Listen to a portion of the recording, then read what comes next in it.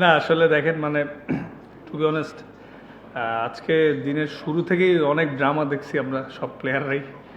পরে লাস্টের দিকে আমি যতটুকু শুনছি যে টিম ম্যানেজমেন্ট থেকে নাকি টাকা নিয়েও ফরেন প্লেয়ারদের রুমে নক করছে, কেউ গেটই খুলে নেই। পরে লাস্ট মোমেন্টে তো আমরা লোকাল প্লেয়াররাই ছিলাম। তো এখন যেটা করছি যে সবাই মিলে এবং ম্যানেজার কোচ সবাই মিলে মানে শুরুতে একটু আপসেট ছিল, আমরাও ছিলাম। তো যখন 120 হইলো এবং আমরা ব্যাটিং করে দেখলাম যে আসলে একটু এত ইজি না আজকের উইকেটটাতে। সো 100 হয়তো 15-20 রান শর্ট ছিল, বাট টিম এফোর্ট আর সবার কন্ট্রিবিউশন এবং দিল থেকে চেষ্টা করার রিওয়ার্ডটা লাস্টে পাওয়া গেছে।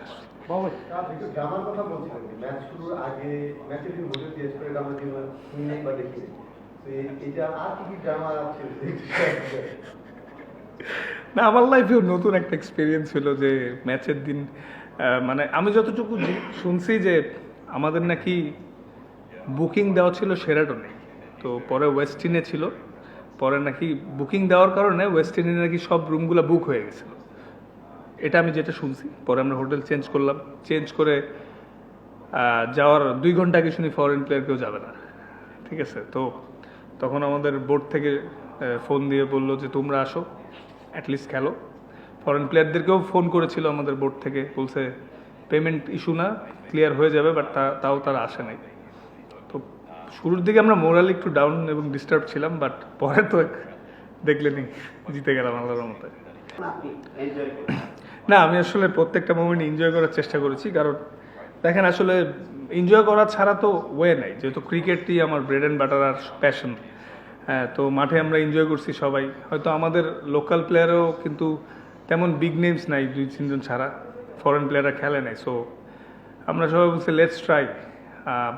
সবাই অনেক পজিটিভ ছিল, আমি এনজয় করছি প্রত্যেকটা মুহূর্তে এবং সাহস করে করে চেঞ্জ করছি। এবং যেই যখন বোলিং আসছে সাপোর্ট করার ট্রাই করছি যে আমাদের হারানোর তেমন কিছু নাই, বাট আমরা আমাদের সেরাটা দিয়ে দেখতে পারি শেষ পর্যন্ত কী হয়। এবং পরে লাস্টে আমাদের পরে রেজাল্ট আসছে, এনজয় করেছি।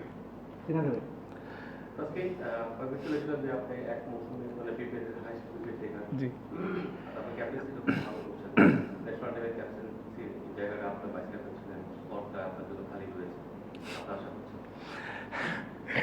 তো দেরি আছে এখন আসলে আরো কালকে একটা ম্যাচ আছে, প্রসেসেই থাকি। যদি যখন সময় হবে সব কিছু সময়ের সাথে সাথে হবে। তকদির বলেও কিছু জিনিস আছে, সামনে অনেক ক্রিকেট খেলা আছে। জাস্ট ভাইয়া অ্যাজ এ ক্রিকেটার হিসেবে আমি এনজয় করতে চাই ক্রিকেটটারে, আর ইমপ্রুভমেন্টের ধারাবাহিকতাটা ধরে রাখতে চাই, আর আল্লাহ যাতে আমরা সুস্থ রাখে এটাই চাওয়া। আসলে ওইগুলো নিয়ে এখন তেমন চিন্তা করছি না, যদি সময় আসলে কখন আসলে পরে দেখা যাবে। টু বি অনেস্ট শুধু আমি না ভাইয়া, টিমের কেউই যখন এরকম ঘটে ভালো ফিল করে না। কারণ দিন শেষে আমরা বিপিএল আমাদের সবচেয়ে বড় টুর্নামেন্ট, এই টুর্নামেন্টে আমাদের সবার একটা এক্সপেকটেশন থাকে যে শান্তিপূর্ণ পরিবেশে থেকে খেলবো। কারণ যে পরিমাণ ক্রাউড হচ্ছে সব মিলে আগের তুলনায় জমজমাট বিপিএল হচ্ছে, কিন্তু আনফর্চুনেটলি আমাদের টিমের বিভিন্ন রকম প্রবলেম হয়েছিল।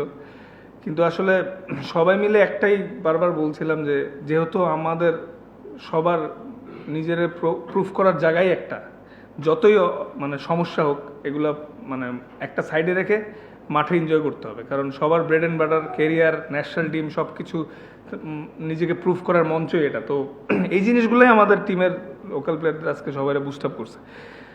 বাট ফিলিংসটা অবশ্যই নাইস তা, কিন্তু এর মধ্যে দিয়ে আমরা চেষ্টা করে যাচ্ছি।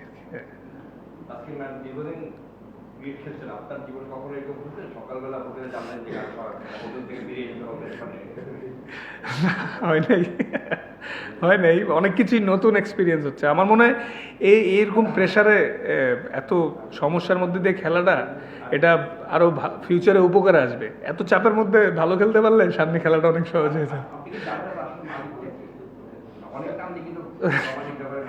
না, আমরা সবাই যেটা জানি ভ্যালেন্টাইন গ্রুপের শফিক সাহেব এই টিমের ওনার, এটাই আমরা সবাই এটা জানি। টিমের সঙ্গে কম্বিনেশনটা ভালো হলে, ওই ম্যাচআপটা ভালো হলে তো পারফরম্যান্সটা আরো বেটার হতে পারতো এই টুর্নামেন্টে। জি, এটা কিছুটা আনফরচুনেট। এই নিয়ে 4টা সিজন ব্যাক টু ব্যাক বড় টিমে খেলার সুযোগ হয়নি, যার কারণে তো এই বছর ড্রাফটে গেলাম। ড্রাফটেই ফার্স্ট পিকই যাচ্ছে আমাকে পিক করে। তো এখন আসলে যেহেতু আর কয়েকটা ম্যাচ আছে, এগুলো এনজয় করতে চাচ্ছি। মানে আফসোস করলে ভাইয়া আফসোস করা ছাড়া তো কিছু নাই, বাট নিজেকে নিজের মোটিভেট করতে হয় যে প্রসেসেই থাকি, কিছু করার নেই, জিনিসটা কন্ট্রোলে নেই। হয়তো আল্লাহ চাইলে ভবিষ্যতে বড় টিমরা যদি মনে করে আমি তাদের নেওয়ার মতো প্লেয়ার হয়তো একসময় নেবে। আপনি রাজুবারা শেখ ক্যাপ্টেন এবং আপনার এক ধরনের কলিগ এখন যারা মানে বিদেশি ক্রিকেটাররা আছেন মাঠে আসেন, তো আপনার কি তাদের জন্য একটা সহমর্মিতা ফিল হয়েছে বা আপনার তাদের সঙ্গে কোনো কনভারসেশন হয়েছে কিনা বিদেশ থেকে এসে কোনো ধরনের টাকা পয়সা পাচ্ছে না বা এই ধরনের না আসলে দেখেন আমাদেরকেও তো আজকে চেক দেওয়া হয়েছে রেস্ট অফ দ্য 25%, কালকে আমরা প্লেস করব। তো তো ওইটা হইলে আর কি করার,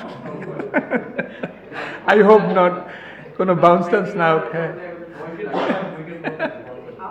আপনারা কি তাদের পাশে দাঁড়িয়েছেন বা তাদের সঙ্গে কোনো ধরনের conversation হয়েছে? না এই উইকেটের মতো বাউন্স করলে চেক প্রবলেম আছে, আই হোপ এমন করবে না, ঠিক আছে ইনশাল্লাহ আমরা সবাই পাবো।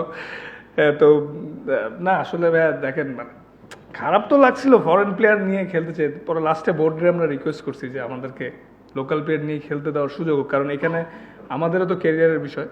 পরে বোর্ড অ্যাগ্রি করছে, বাট জিনিসটা আমাদের জন্য সুখকর ছিল না শুরুতে, বাট পরে ম্যাচটা জিতাতে একটু স্বস্তি পাওয়া গেল। পরের ম্যাচটা কালকে 24 আওয়ার্স, মানে পরের ম্যাচে আপনাদের ফরেন ক্রিকেটারদের নিয়ে নামার কোনো ভাবনা আছে কিনা বা আপনাদের কি দেশি ক্রিকেটার? ভাই আসলে তো এখনো হোটেলে যাইনি, তো আই হোপ ম্যানেজমেন্ট যদি তাদেরকে পে করতে পারে এবং তারা যদি আসলে তো আমাদের দলের জন্য ভালো হবে আরো। চাবো ডেফিনেটলি ওরা আসুক, আমাদের মানে অ্যাটলিস্ট 2-3 জন ফরেন প্লেয়ার হইলেও টিমটা আরও স্ট্রং হবে। বাট এটা আসলে এখন বলতে পারছি না, যেহেতু হোটেলে যাই না, ম্যানেজমেন্টরা যদি ওদের পে করে দেন ওরা আসতেও পারে। হ্যাঁ শেরাটন যাই ভাই। হ্যাঁ আপনাদের পেমেন্টের যে বিষয়টা পেয়ে আমি যতটুকু শুনেছি যে বিসিবি একটা আশ্বস্ত করেছে যে দে উইল পে। হ্যাঁ হ্যাঁ হ্যাঁ হ্যাঁ হ্যাঁ বিসিবি এটা উইল পে এবং আপনাদের আপনারা এখানে মাঠে আসছেন খেলতে। জি জি জি জি ৬২ লাখ টাকার একটা চেক তাদের হাতে জমা হ্যাঁ। আছে, যদিও সেটা ক্যাশ হবে কি হবে না সেটা পরের কথা। বাট এই অ্যাসুরেন্সটা আপনাদের জন্য অনেক বেশি স্বস্তির কি? জি জি আসলে সবাই যখন আমরা অনেক ওয়ারিড ছিলাম তখন ফারুক স্যার ফোন করে আমাদেরকে এটা মানে ইনশিওর করেছে যে টাকা পাইতে দেরি হলেও কোনো প্রবলেম নাই, ক্রিকেট বোর্ড পে করবে, তোমরা সবাই মন দিয়ে খেলো, এটাই। তারপর আমরা একটু স্বস্তি পেয়েছি। যেটা বলেন প্রথম দিকেই বলছেন যে টাকা নিয়ে দরজায় ঘোরানো ছিল, এই বিষয়টা কি ক্লিয়ার করবেন? এটা আমি শুনেছি ম্যাচ শেষে যে ম্যানেজারকে বলা হয়েছে যে লাস্টে পয়সা নিয়েও নাকি ওদের নক করেছে, ওরা গেটই খুলে নেয়, ওরা ভাবছে যে এমনি রিকোয়েস্ট করতে আসছিল। ক্যাপ্টেন হিসেবে তো আপনার সাথে হয়তো বা আমি গেছিলাম, পরে ওরা বললো যে লুক মানে টাকা না দিলে আমরা যাবো না। বললাম ঠিক আছে ইয়োর কল, আমি আর কি বলবো, আমিও তো প্লেয়ার। Thank you.